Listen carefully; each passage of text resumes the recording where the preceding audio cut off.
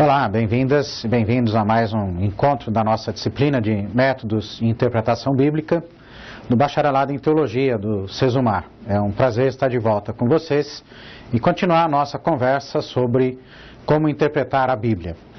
O foco de nosso encontro de hoje é o método semiodiscursivo, que nós estudamos nesta quarta unidade do curso e vamos estudar também na próxima unidade. Antes de entrar diretamente no método semidiscursivo, é bom a gente fazer uma pequena revisão do que nós já conversamos, do que nós já discutimos sobre como interpretar o texto bíblico. Nós começamos a disciplina falando da interpretação como um fenômeno que ocorre já no próprio texto bíblico. Tá? Toda vez que alguém vai escrever um texto, normalmente, para escrever esse texto, já começa a interpretar textos que já existiam ou tradições orais que já existiam antes da pessoa formular o seu próprio texto, a sua própria comunicação. Nós vimos um pouco dos métodos que os autores da própria Bíblia utilizaram na interpretação de textos mais antigos. Depois nós estudamos um pouco sobre os métodos de interpretação que as igrejas cristãs começaram a usar desde a época do Novo Testamento até o período da Reforma, com os pais da igreja, depois a interpretação medieval da Bíblia. E o nosso foco se estreitou quando nós começamos a conversar sobre o paradigma histórico de interpretação da Bíblia. Esse é o paradigma que tem sido mais utilizado e o mais importante na história da interpretação bíblica desde o período da Reforma, no século XVI, até meados do século passado, até quase o começo deste século. No paradigma histórico, a grande questão que se levantou para definir a interpretação bíblica é que os textos possuem uma história na sua elaboração e eles são elaborados dentro da história de um povo. Ou seja, para nós compreendermos um texto, nós precisamos situar o texto na época em que ele foi escrito, na época em que as pessoas começaram a lê-lo, ou no caso da Bíblia, começaram a ouvir o texto que era lido em voz alta nas reuniões, ou do templo, ou dos grupos de profetas, ou enfim, em sinagogas e outros grupos em que as pessoas que viveram lá nos tempos bíblicos se reuniam para adorar a Deus e para escutar a palavra de Deus. Então, o paradigma histórico tem esse nome exatamente porque ele foca no elemento histórico. Tá? Estudamos um texto de Spinoza, um filósofo judeu que depois se converte ao cristianismo, que estabelece as bases teóricas desse paradigma. Nós vimos, tanto nos textos quanto numa das aulas aqui em que nós conversamos, o que Spinoza percebeu ao interpretar a Bíblia, e eu quis destacar para vocês pelo menos duas coisas. Primeiro, que a interpretação da Bíblia na perspectiva do Spinoza não é apenas uma questão de método, embora para ele o método seja indispensável. Mas a interpretação da Bíblia começa na disposição das pessoas em fazer o que a Bíblia pede que façam. Ou seja, para entender textos como os textos bíblicos, que são textos práticos, é preciso haver uma disposição de praticar aquilo que o texto está propondo como um projeto de vida. Spinoza destacou bastante esse aspecto e ele fez isso porque ele percebeu que na época em que ele vivia, as instituições religiosas, tanto no cristianismo quanto no judaísmo, davam muito mais valor à doutrina, davam muito mais valor à obediência às regras da instituição do que propriamente ao relacionamento entre as pessoas, do que propriamente à ética, à espiritualidade da própria Escritura. Faltava na sua época tolerância para com as opiniões divergentes, faltava respeito para com modos diferenciados de viver a fé, e Spinoza destaca bastante isso no seu texto.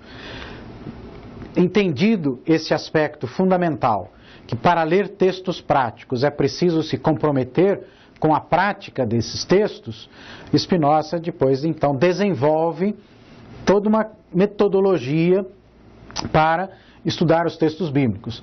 Essa metodologia que ele desenvolveu se tornou então a base de dois grandes métodos exegéticos que dominaram a história do cristianismo, da interpretação da Bíblia até meados do século passado, o método histórico-gramatical e o método histórico-crítico.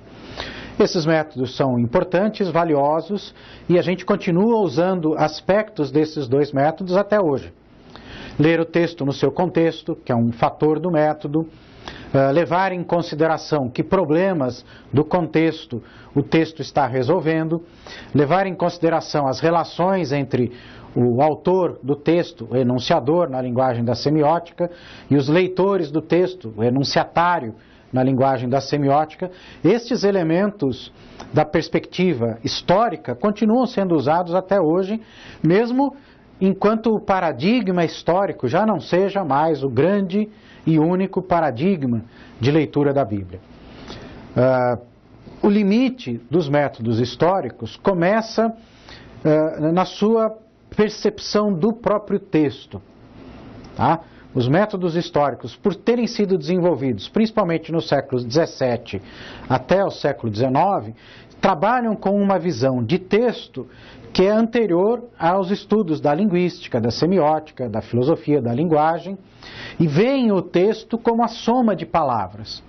Então, na maior parte das vezes, nos métodos histórico-crítico e histórico-gramatical, a análise do texto propriamente dita é feita a partir de palavras ou de orações ou de sentenças dentro do texto, e é vista, então, o sentido do texto é visto como uma construção em que você pega os tijolos, que são as palavras e as orações, e vai ampliando, colocando um sobre o outro e constrói, então, a casa, constrói o edifício. Esse é o primeiro limite. O segundo limite do paradigma histórico, tanto no método gramatical quanto no método crítico, é a falta de atenção maior ao contexto do intérprete. Desde o Spinoza, o método histórico-crítico se apresenta como um método científico. Como método científico, aposta na objetividade. O objeto de estudo dá os resultados que a gente quer alcançar.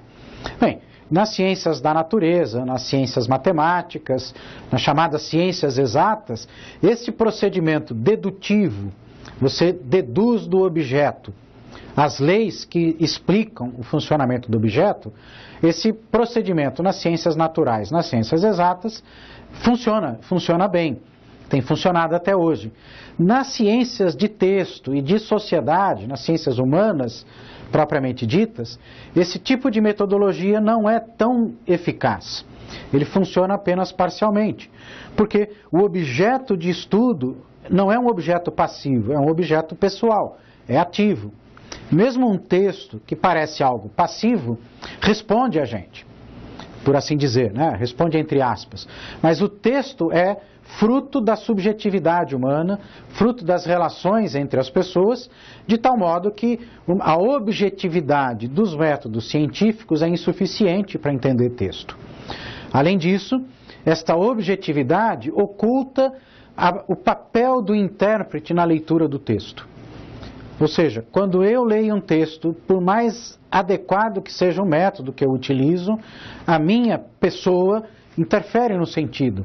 O que eu já sei, o que eu não sei, o que eu sinto ou deixo de sentir, as experiências religiosas, as experiências de vida pelas quais eu passo, a tradição religiosa a qual eu pertenço, tudo isso interfere na leitura do texto. E é inevitável. Não é ruim que isso aconteça, é normal. Por causa desses dois fatores, da objetividade e da falta de um trabalho mais profundo com a natureza do texto, surge em meados do século passado um novo paradigma de leitura bíblica, que a gente pode chamar de paradigma contextual, que tem várias metodologias: a metodologia evangélica, latino-americana, a da teologia da libertação, a leitura popular, a leitura feminista, a leitura negra, enfim, várias possibilidades de leitura do texto bíblico, quando o ponto de partida não é mais a história do texto, mas o contexto do intérprete. Então essa é a primeira grande mudança na hermenêutica contextual. O ponto de partida da leitura é o próprio intérprete, no seu contexto. Então, a leitora da Bíblia no século XXI vai analisar a sua época, o seu contexto, as perguntas que a sua realidade coloca para a fé, para a religião cristã, e vai ao texto bíblico em busca de respostas. Obviamente, o paradigma contextual reconhece que é preciso ler o texto no contexto dele, lá do passado. Então incorpora aquilo que tem de bom no paradigma histórico e acrescenta este olhar do contexto atual. As perguntas do contexto atual, do contexto da interpretação, que tornam então a interpretação um diálogo entre dois contextos. O contexto em que nós intérpretes lemos e o contexto em que o texto foi elaborado. Bem, esse paradigma da hermenêutica contextual tem como fundamento filosófico, no século XX, as 3 grandes filosofias hermenêuticas que se elaboraram dos anos 50 para cá. E foram as filosofias do Hans Gadamer, que eu mencionei na aula anterior, do Paul Ricoeur, também mencionado na aula anterior, e de um outro filósofo italiano que eu não havia mencionado ainda, mas que é bastante importante na interpretação bíblica, que é Gianni Vattimo. Esses 3 filósofos que viveram no século passado, o Vattimo ainda está vivo, esses 3 filósofos definiram os rumos da hermenêutica no século passado. E o que nós chamamos de hermenêutica contextual se baseia nessas filosofias. Bem, qual é o limite da hermenêutica contextual? Se ela supera os principais limites da objetividade do paradigma histórico, onde ela não foi suficientemente longe? Foi exatamente na maneira de lidar com o texto. Ou seja, na hermenêutica contextual ainda se trabalha o texto a partir de uma perspectiva anterior à linguística. A partir de uma perspectiva de que o significado do texto é a soma das palavras e orações que compõem o texto. Por isso, então, no final do século passado, em vários lugares onde se estuda a Bíblia, o paradigma linguístico ou um paradigma semiótico começou a exercer uma influência maior. Então, formas de leitura literária da Bíblia, formas de leitura semiótica, formas de leitura linguística em geral, passaram a se desenvolver e incorporaram tudo que tinha de bom no histórico, o que tem de bom no contextual, e trouxeram então esse elemento que faltava, que é uma visão mais adequada do texto. Ou seja, uma compreensão mais adequada do que é texto e de como um texto produz sentido. E é a partir deste elemento do texto e da produção do sentido que eu trabalhei com vocês nos textos da nossa disciplina, o paradigma ou o método semiodiscursivo de leitura da Bíblia. Para você se lembrar, semiodiscursivo vem de semiótica, que é um ramo dos estudos da linguística e da comunicação humana, e discursivo, porque a especialidade desse método está na análise do discurso. Tá? Não é nem análise de texto, é análise do discurso. Os detalhes teóricos estão lá no texto das lições da nossa disciplina, eu não vou voltar a todos esses elementos teóricos. Vamos agora, fechando essa introdução, dá uma respirada aí, respira fundo, a introdução terminou, vamos revisitar agora o método semiodiscursivo. Vamos começar a conversar especificamente sobre como funciona este método e como você pode apropriar-se desse método e utilizar este método na sua leitura bíblica cotidiana. Bem, o método tem 3 fases: a fase preliminar, a fase preparatória, a fase final. Você está vendo ali no slide que está aparecendo aí na sua tela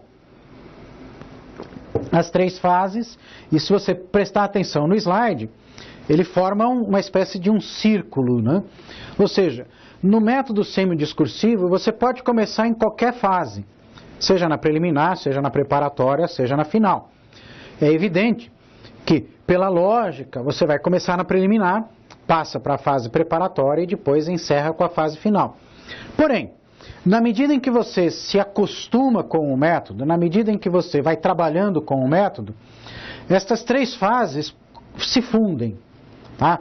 Então, os procedimentos de cada fase, eles vão ficando automáticos no seu trabalho, eles vão ficando comuns para o seu cérebro, para o seu corpo, eles vão ficando familiares para você e eles vão se misturando e você não vai ter dificuldade em começar em qualquer momento metodológico. Né? Você não vai ter problema em trabalhar um texto fazendo apenas parte das perguntas do método.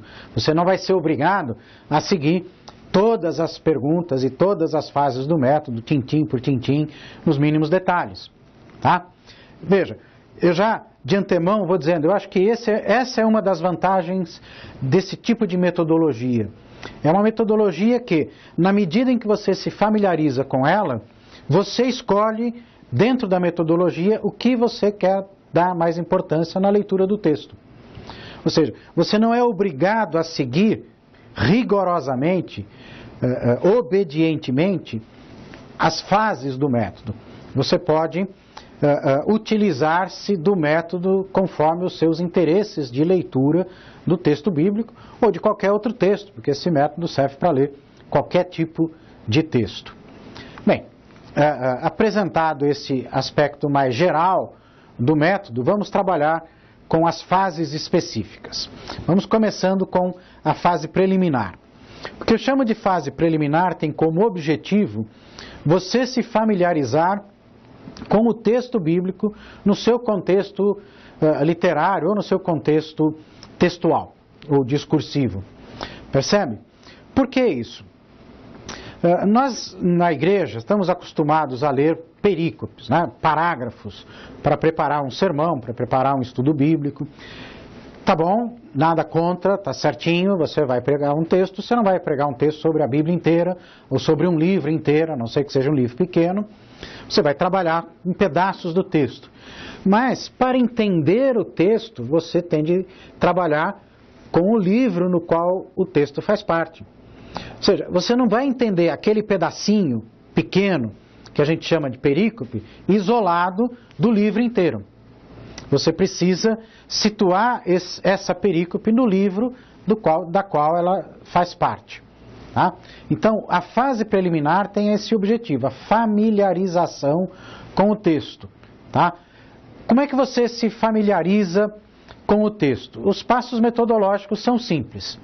Primeiro, você vai ler o texto bíblico, a perícope que você quer estudar, 1, 2, 10, 20, 50, quantas vezes forem necessárias para você ter esse texto já aí na sua mente.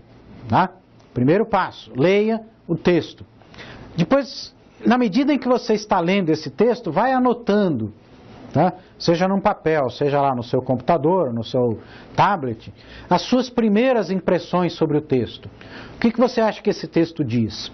Anota as suas dúvidas, o que você não conseguiu entender bem desse texto. Essas anotações são importantes porque você irá revisá-las na medida em que você vai praticando o método.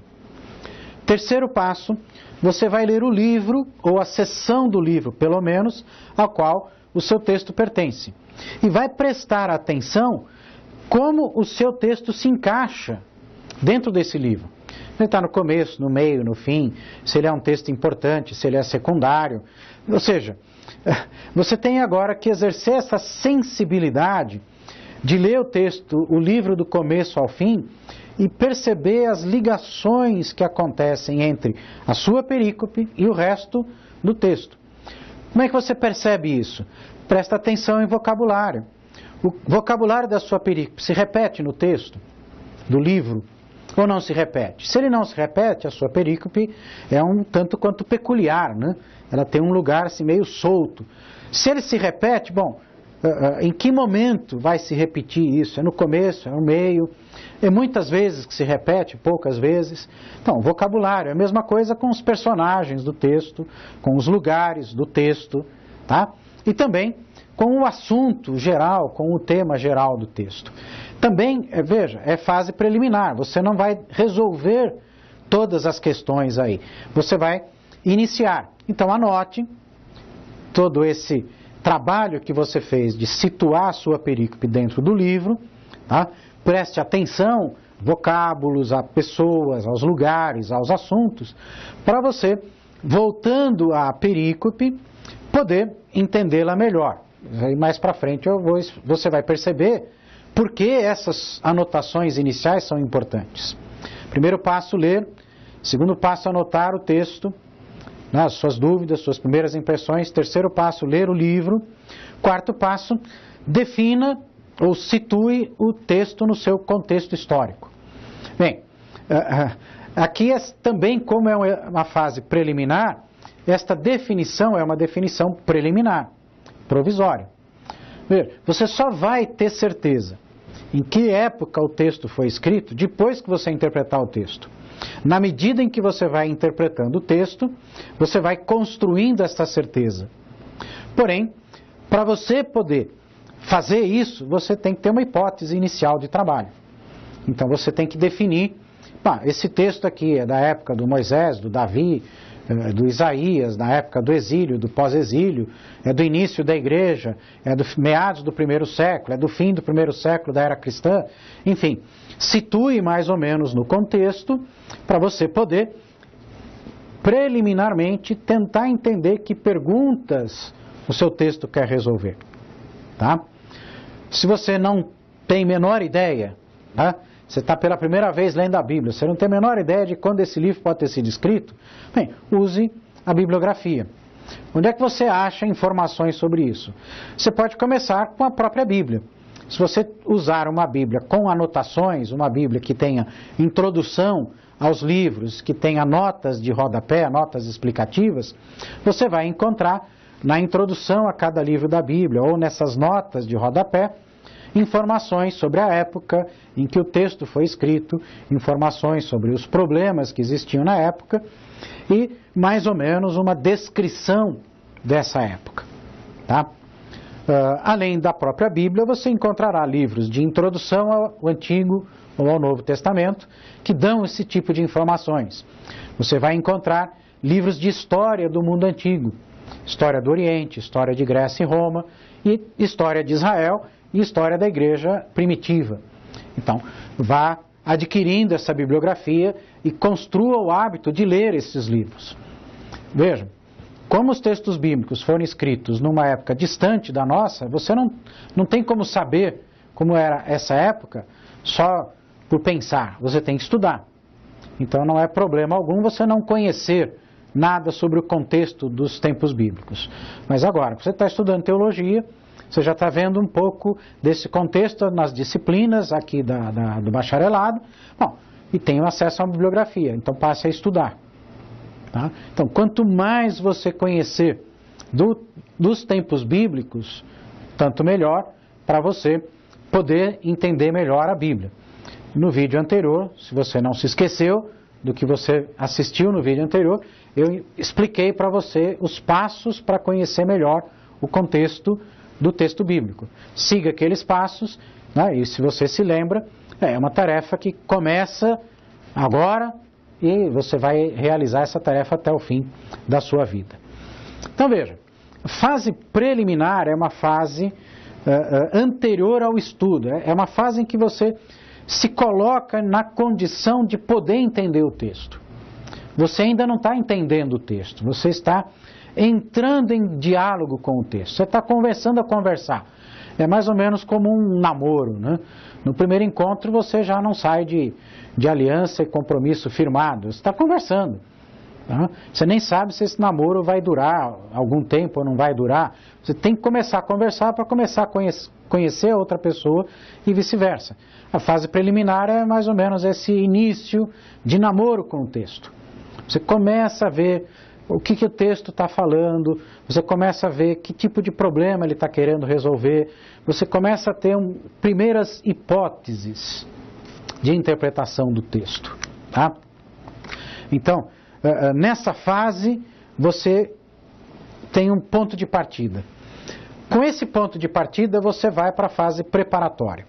Na fase preparatória, o objetivo é perceber como a organização, a forma linguística e literária do texto nos ajuda a entender o texto. Tá? Ou, na linguagem da linguística, como o plano de expressão nos ajuda a entender o plano de conteúdo.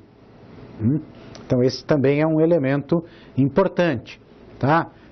Nós conversamos um pouco sobre plano de expressão, plano de conteúdo no vídeo anterior e você tem as explicações no texto escrito. Plano de expressão é a forma, é a maneira concreta em que você encontra uma comunicação. Plano de conteúdo é o sentido, o conteúdo que é transmitido e é abstrato, né? Não é concreto, são ideias. No caso de textos, nós que trabalhamos com o texto bíblico, o plano de expressão, ele se mistura com o plano de conteúdo, por quê? Porque o plano de expressão é feito de palavras. E o sentido é feito de palavras, de orações, de discurso. Então há um certo sincretismo entre o plano de expressão e o plano de conteúdo. Bem, por que a gente separa então essas duas ideias, esses dois conceitos? Porque um plano de conteúdo, um significado qualquer, pode ser apresentado através de diversos planos de expressão. Tá? Ou seja, por exemplo, essa nossa conversa agora, o plano de expressão é um vídeo, ele é audiovisual. Você tem elementos auditivos, você está ouvindo a minha voz e você está vendo o meu corpo, você está vendo a tela e de vez em quando entra um slide, aparece um texto, você pode ver e ouvir. Você interage com um formato audiovisual. No texto bíblico específico é somente visual. E é um visual em duas dimensões e não em três, como é esse aqui. Você só tem o texto. O que está dentro do texto e o que está fora do texto. As duas dimensões que você tem são essas. O dentro e o fora. Acabou. Aqui você tem três dimensões. Você tem forma, fundo, profundidade. Você tem frente. Né? Então, cada plano de expressão oferece a um conteúdo diferentes possibilidades de apresentação. Então, num plano de expressão como este, que é audiovisual, tá? Em que você tem frente e fundo e não é 3D no sentido pleno, porque você não está no meio, mas você tem esse elemento de profundidade que você não tem num texto escrito, você tem muito mais mecanismos para entender o que eu estou dizendo. Você tem a expressão do meu rosto, você tem os gestos que eu faço ao conversar, tá? Você tem os momentos em que eu paro, eu vou respirar, e você percebe que você pode parar e respirar também. O texto escrito não oferece isso. Você tem menos recursos para interpretar aquele texto. Bem, fecho aqui esse parênteses da explicação de plano de expressão, plano de conteúdo, volto à fase preparatória do texto. Ou seja, na fase preparatória nós analisamos o texto enquanto plano de expressão. E para nós analisarmos o texto enquanto plano de expressão ou enquanto texto, nós temos que responder pelo menos duas perguntas. Primeira, como o texto está delimitado, segmentado e estruturado? A primeira pergunta tem três partes, né? Como o texto está delimitado, segmentado e estruturado? Segunda pergunta, que elementos do plano de expressão contribuem mais intensamente para a produção do sentido? Ou seja, você delimitou, segmentou, percebeu a estrutura do texto, começa a ver como o texto está organizado, aí você vai anotar ali no seu papel ou no seu computador que elementos do plano de expressão são mais importantes para você compreender o texto. Então, fase preparatória, o objetivo é este. Eu vou agora, nessa segunda metade da nossa aula, explicar para você como fazer e vou dar um exemplo. Então, como fazer? Primeiro passo, identificar as marcas linguageiras que permitem delimitação, segmentação e estruturação do texto. Palavra linguageira, se você não está acostumado com ela ainda, se acostume, que ela é muito usada em textos de linguística aqui no Brasil. Linguageira é aquilo que se refere à linguagem usada. Então, linguístico é aquilo que se refere à língua enquanto sistema. Linguageiro é aquilo que se refere à língua enquanto usada, seja verbalmente, seja textualmente. Então, Marcas linguageiras são as marcas do texto. Segundo passo, notar os elementos da textualidade que poderão contribuir para a análise do plano de conteúdo. A organização sintática, o gênero, que tipo de vocabulário, etc. E aí você elabora uma síntese. Você delimitou, segmentou, estruturou, prestou atenção no vocabulário, na forma, na estilística, aí você faz uma síntese. Ou seja, é como você escrevesse. Bom, agora, na minha opinião, esse texto que está delimitado desta forma, segmentado desta forma, estruturado desta forma, significa isso aqui. Ou seja, você vai fazer uma nova hipótese de significado do texto. Então, na fase preliminar, você estabelece uma hipótese de como ler o texto. Na fase preparatória, você estabelece uma hipótese que já melhora, corrige ou aperfeiçoa a hipótese anterior. Tá?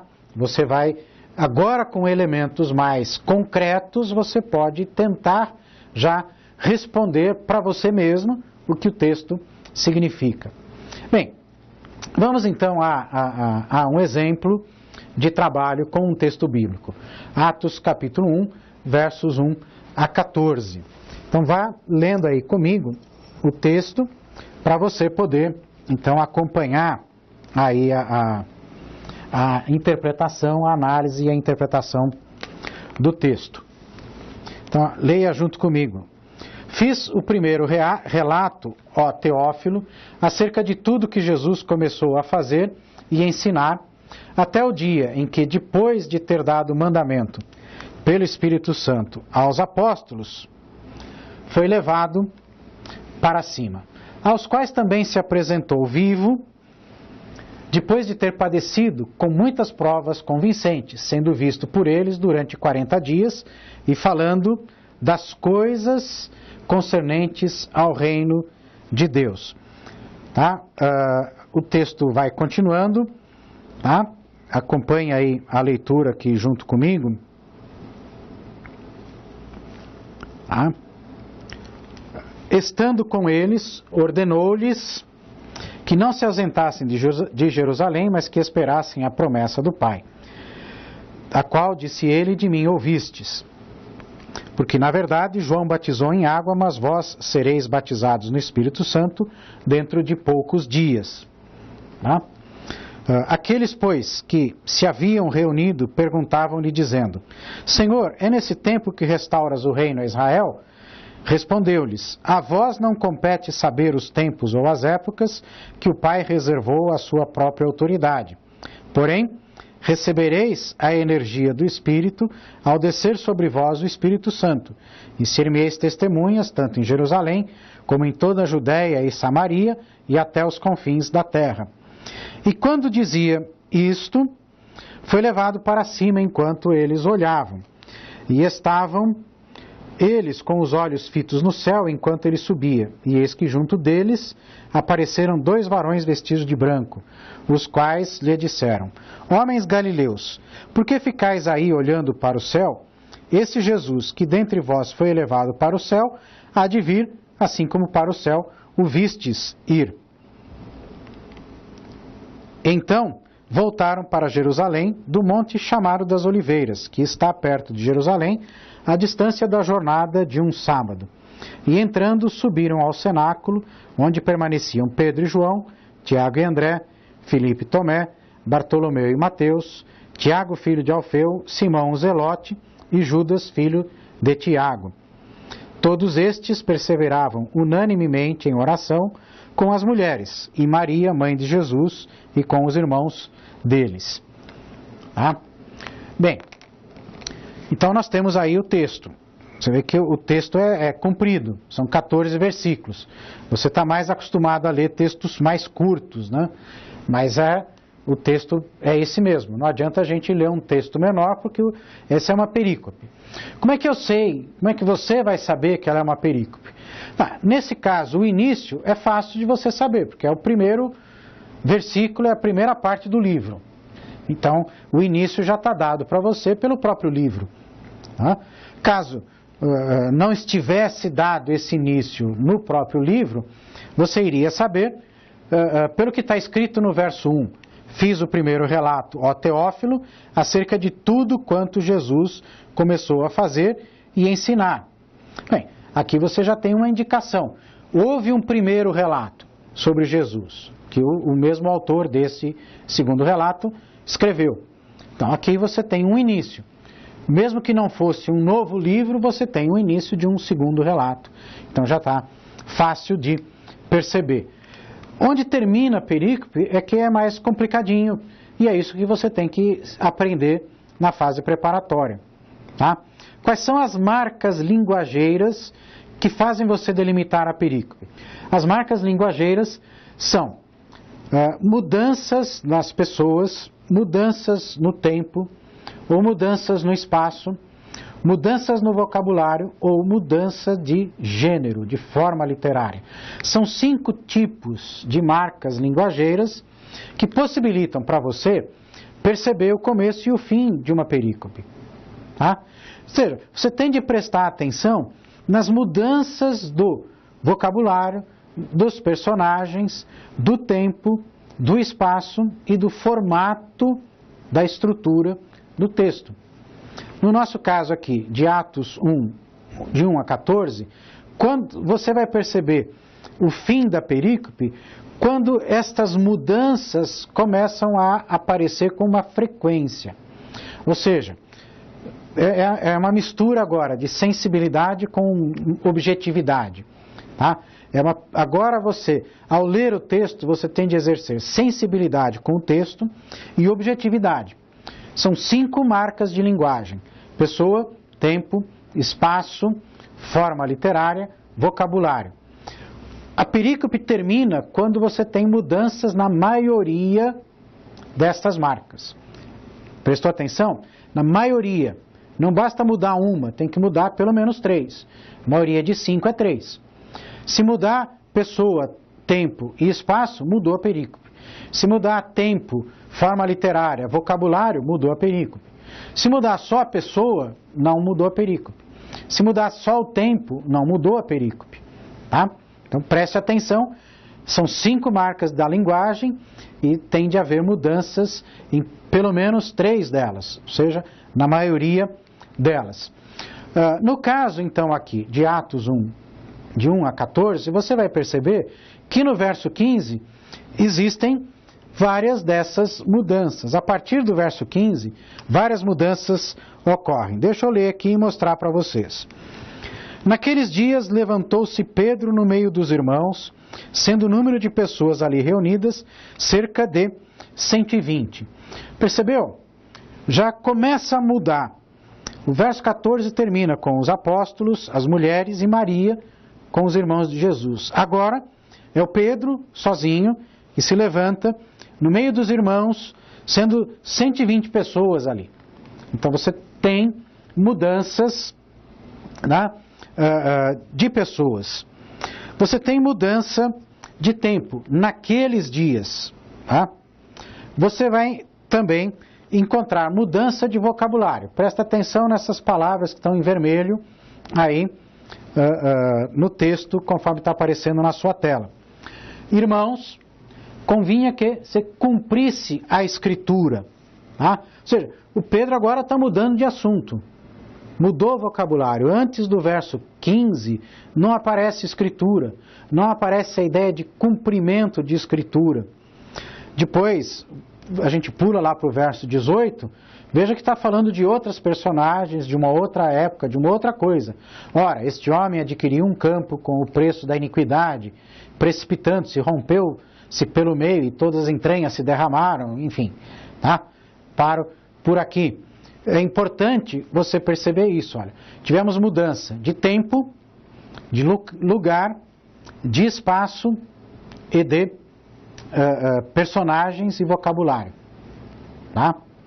Essas mudanças são suficientes, já são a maioria das marcas da linguagem, elas mostram então que houve o fim da perícope. Para um pouquinho por aqui, na explicação aí da fase preparatória, para a gente encaminhar agora o resto do método. Eu dei um exemplo para vocês só da delimitação da perícope. Por quê?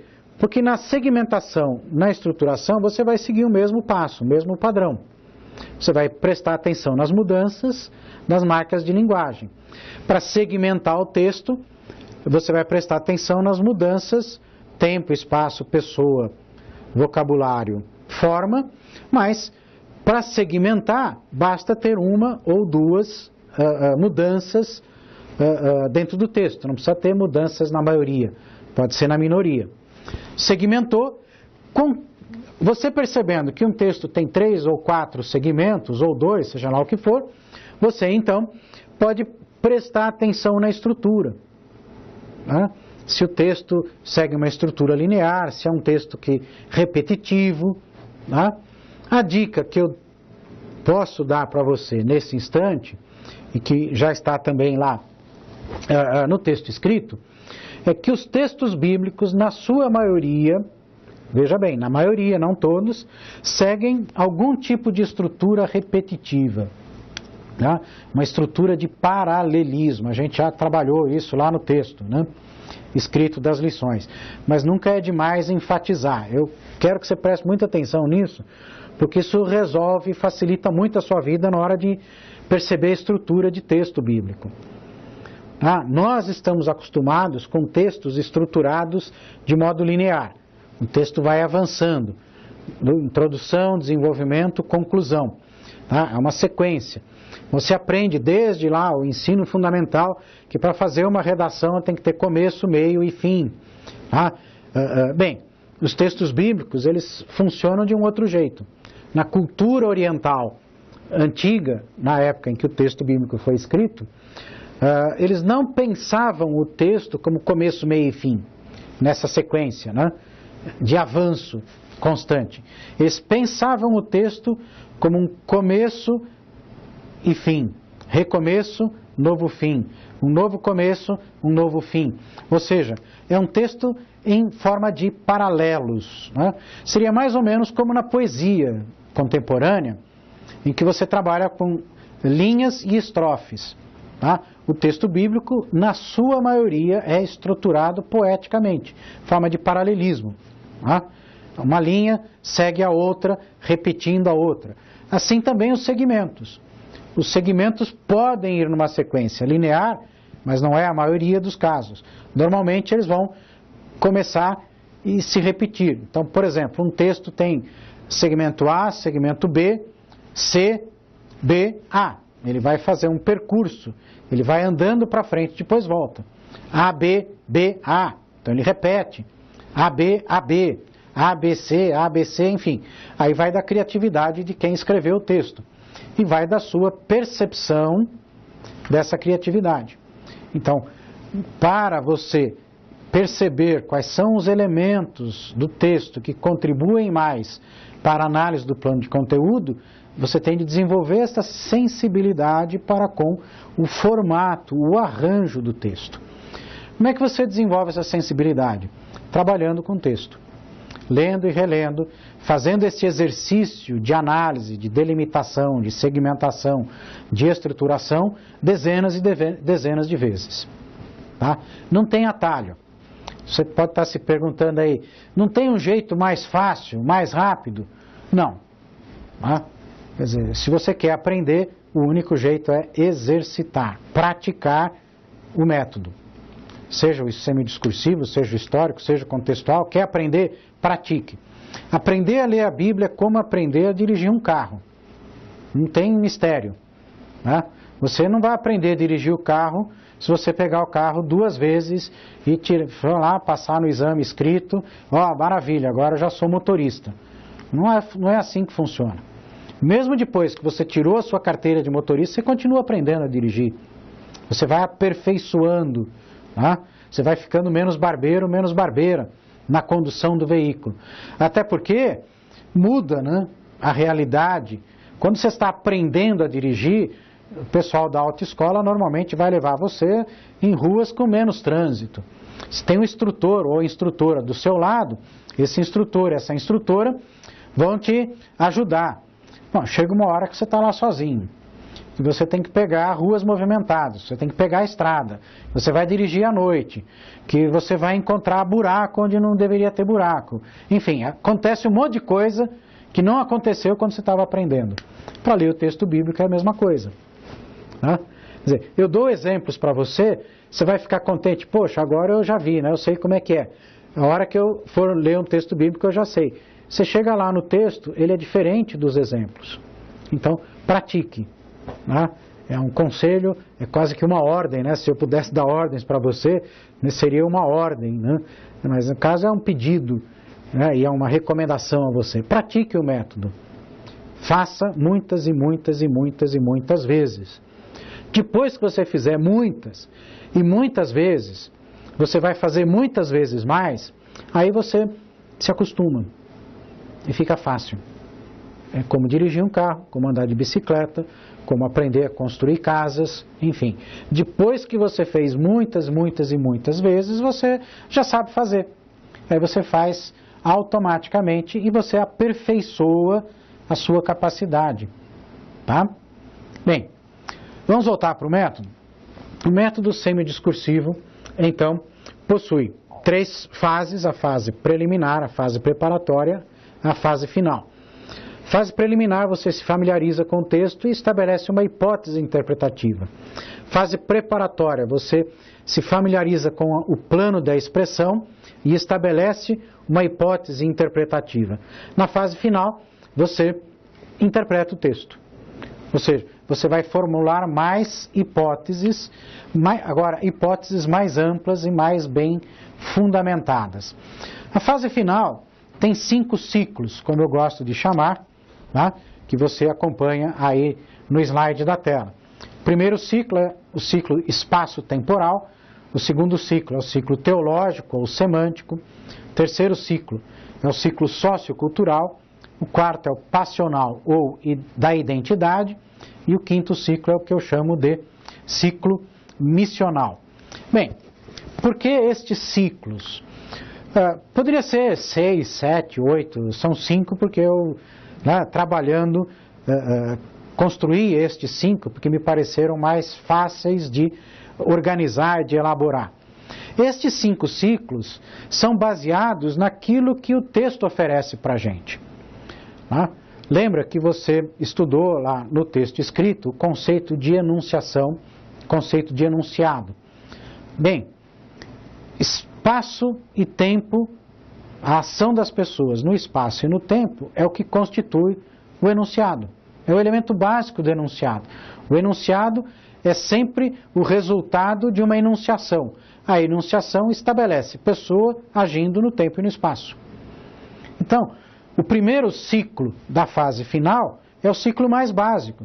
Por quê? Qualquer texto, qualquer comunicação humana, mesmo que seja em forma de tela, em forma de quadrinhos, em forma de novela, em forma de filme, estabelece a ação das pessoas no tempo e no espaço. O segundo ciclo dá o sentido desta ação nas palavras, no discurso. O terceiro, na cultura. O quarto, os sentimentos, as identidades das pessoas que estão ali agindo no tempo, no espaço e no contexto. E o quinto, você aplica na sua vida. Percebe que com o terceiro, o quarto e o quinto ciclos, nós entramos naquilo que é presente já na hermenêutica histórica e na hermenêutica contextual, que são o contexto do intérprete, dimensão missional, o contexto do texto, dimensão sociocultural, dimensão passional do texto. Bem, para o nosso encontro de hoje, o meu objetivo era esse: fazer uma revisão, mostrar para você com um pouco mais de detalhe como se faz a fase preliminar e a fase preparatória e relembrar para você do conjunto do método, da importância de você prestar atenção neste conjunto, porque esse conjunto responde às perguntas que o texto pode responder. Obrigado pela sua atenção. Não esqueça de ler o texto, não esqueça de ler o texto da próxima unidade. Daqui a pouco a gente se encontra de novo e vamos discutir a fase final do método semidiscursivo. Um abraço e até mais.